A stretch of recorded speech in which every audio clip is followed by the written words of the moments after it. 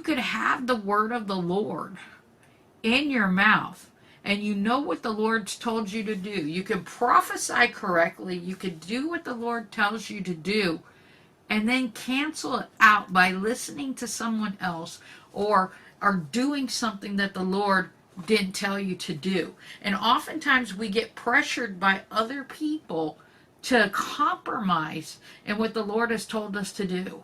I remember there's times in my life where the Lord had told me, I want you to fast this long, or I don't want you to watch TV for this long. And because of pressure from other people, and people make fun of you, you give into that. Or you believe they'll be like, this is what the Lord said.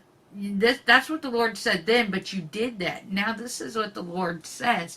And if you think, oh, they have more wisdom than me, or they're hiring God, they've been serving the Lord longer, you'll give in to other people's advice, their temptation, the seductiveness of the wrong spirit, and you'll actually go from walking in obedience to God to being in disobedience. So when God tells you to do something, you need to follow through, you need to carry it out, and then you need to also, don't just believe what they say.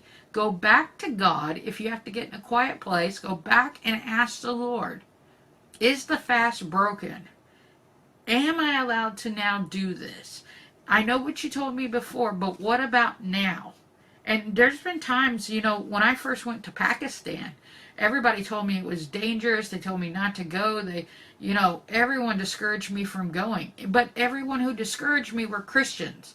It's funny because it wasn't the world or the lost people telling me not to go. It was the Christians telling me I was going to die, I was going to be killed by the Taliban, that all these bad things were going to happen to me. And Christians are the people that are supposed to have faith and be able to tell when something is of the Lord. But a lot of times there's Christians that are bound up in their emotions, they're bound up in fear, they're bound up by what the news says, and they're not going to give you godly advice.